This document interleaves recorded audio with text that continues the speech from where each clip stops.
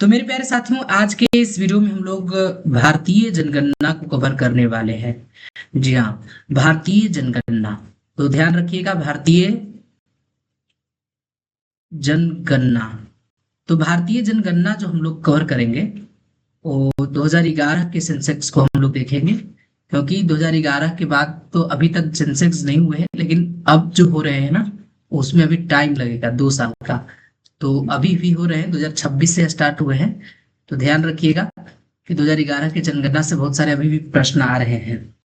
तो जनसंख्या की बात करें तो देखिए, अब इसमें आप लोगों को जनसंख्या, आप लोगों को सबसे पहले काउंट किया जाता है। और उस समय जब हुआ था 2011 में, तो उस समय किया गया था, जनसंख्या को काउंट किया गया था।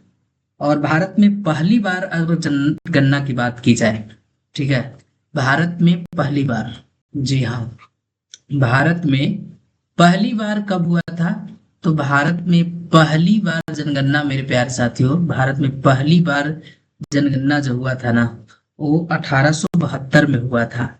और उस समय लॉर्ड मेयो का कार्यकाल था। जी हाँ, लॉर्ड मेयो का कार्यकाल था। लॉर्ड मेयो का कार्यकाल था। इस चीज को हमेशा याद रखिएगा। अब वहीं पे एक क्वेश्चन आता है नियमित जनगणना की। जी हाँ, नियमित जनगणना क्या? नियमित जनगणना। तो नियमित जनगणना की अगर बात आएगा ना, तो नियमित जनगणना मेरे प्यारे साथियों 1881 में हुआ। कब हुआ? 1881 में। उस समय लॉर्ड रिपन का कार्यकाल था। इसका कार्यकाल था, लॉर्ड रिपन का कार्यकाल था। अब हम लोग 2011 की जनगणना देखने वाले हैं। ठीक है, 2011 की जनगणना को देखने वाले हैं। तो देखिए, 2011 में जब जनगणना हुआ ना, उसमें यहाँ की जो जनसंख्या दर्शाई गई, भारत की जो जनसंख्या थी, लगभग मेरे प्यारे साथियों 121 करोड़ थी। कितना था? 121 करोड़। इसको ध्यान रखिएगा, 121 करोड़ था। ठीक है। अब हम लोग जनसंख्या वितरण की बात करेंगे। तो देखिए, जनसंख्या वितरण कहाँ होता है? तो जनसंख्या वितरण मेरे प्यारे साथियों, सबसे पहले आप लोग याद रखिएगा कि जनसंख्या का वितरण, तो जनसंख्या का वितरण सबसे पहले कहाँ होगा? तो जहाँ पे मैदानी भाग होगा, वहां पे लोग निवास करेंगे। उसके बाद नदी होगा, जहाँ नदीय क्षेत्र में विस्तार करेंगे। ठीक है। तृतीय सेक्टर जहाँ होगा, यानी जो थर्ड सेक्टर होगा, वहां पे लोग निवास ज्यादा करना पसंद करेंगे, क्योंकि उसको जीने के साधन मिल जाएंगे वहां पे। तो इस चीज को हमेशा याद रखिएगा। और उसके बाद आपको एक चीज और रखना है याद। एक चीज मेरे प्यारे साथियों क्या रखना है कि जनसंख्या में सबसे पहला स्थान जब आता है ना, देखिए, जनसंख्या में जनसंख्या में सबसे फर्स्ट नंबर पे आता है, वो है उत्तर प्रदेश। उत्तर प्रदेश की जनसंख्या जो है ना, सबसे ज्यादा है। ठीक है। सेकेंड नंबर पे महाराष्ट्र आता है। ठीक है। कौन आता है सेकेंड नंबर पे? महाराष्ट्र आता है। जनसंख्या यहाँ दूसरे नंबर पे है, उत्तर प्रदेश के बाद। और थर्ड पे आता है बिहार। थर्ड पे कौन आता है? बिहार आता है। तो इसको याद रखिएगा। उसके बाद, अब इसके बाद आपको ना जनसंख्या घनत्व देखना है। देखिए, जनसंख्या घनत्व क्या होता है कि जनसंख्या घनत्व, तो जनसंख्या घनत्व मेरे प्यारे साथियों होता क्या है कि 1 किलोमीटर में, क्या, 1 किलोमीटर में कितने लोग निवास करते हैं? ठीक है, कितने लोग निवास करते हैं। तो 1 किलोमीटर में कितने लोग निवास करते हैं, उसी से बनता है जनसंख्या घनत्व। और जनसंख्या घनत्व का एक फॉर्मूला भी होता है। देखिए, जनसंख्या घनत्व का जनसंख्या घनत्व का एक फॉर्मूला होता है।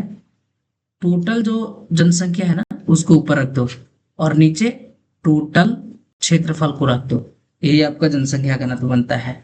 अब मैं बात करूं कि भारत की जनसंख्या जो था ना, भारत की जनसंख्या घनत्व तो 382 व्यक्ति प्रति किलोमीटर स्क्वायर है। ठीक है। लेकिन वहीं पे 1951 में पूछेगा तो 117 व्यक्ति प्रति किलोमीटर स्क्वायर हो जाएगा। ठीक है, तो इसको ध्यान रखिएगा। उसके बाद एक चीज और याद रखिएगा कि सबसे कम जनसंख्या, ठीक है, और सबसे ज्यादा जनसंख्या। तो मेरे प्यारे साथियों, सबसे कम जनसंख्या अगर होगा ना, सबसे कम जनसंख्या, देखिए सबसे कम जनसंख्या आपका अरुणाचल प्रदेश में है। क्या है? अरुणाचल प्रदेश। सबसे कम जनसंख्या आपका कहाँ देखने के लिए मिलेगा? अरुणाचल प्रदेश में। जनसंख्या घनत्व देखने के लिए मिलेगा, कम जनसंख्या घनत्व सबसे कम। ठीक है, वहां पे आपको ना 17 व्यक्ति, क्या 17 व्यक्ति प्रति किलोमीटर स्क्वायर में निवास करते हैं। उसके बाद आपको सबसे ज्यादा आपको कहाँ देखने के लिए मिलेगा? सबसे अधिक जनसंख्या घनत्व, सबसे अधिक जनसंख्या घनत्व। तो सबसे अधिक जनसंख्या घनत्व जो आपको देखने के लिए मिलेगा वो है आपका बिहार। क्या है? बिहार। बिहार में मेरे प्यारे साथियों 106 व्यक्ति, 1106 व्यक्ति प्रति किलोमीटर स्क्वायर। अगर यही आप एनसीईआरटी की डाटा लेते हैं, ठीक है, एनसीईआरटी की डाटा, तो 1102 व्यक्ति प्रति किलोमीटर स्क्वायर निवास करते हैं। ठीक है, और सेकेंड नंबर पे ज्यादा कहाँ है? तो पश्चिम बंगाल में। कहाँ है? वेस्ट बंगाल में। यहाँ पे 1029 व्यक्ति प्रति किलोमीटर स्क्वायर, 1029 व्यक्ति प्रति किलोमीटर स्क्वायर। और ये फर्स्ट नहीं, सेकेंड था। और थर्ड में आपको देखने के लिए मिलेगा महाराष्ट्र। कहाँ? महाराष्ट्र। महाराष्ट्र में आपका 829 व्यक्ति है। क्या है? 829 व्यक्ति है। ठीक है, और दिल्ली की जनसंख्या, दिल्ली की जनसंख्या घनत्व सब, दिल्ली की जनसंख्या घनत्व, जनसंख्या घनत्व सबसे अधिक है, 11,297 व्यक्ति प्रति किलोमीटर स्क्वायर है। ठीक है, वहीं प्रादीपीय भारत में अगर पूछेगा तो प्रादीपीय में आपका सबसे फर्स्ट आ जाएगा केरल। क्या आ जाएगा? केरल। वहां पे 859 है। और उसके बाद तमिलनाडु, उसके बाद क्या आ जाएगा? तमिलनाडु 555।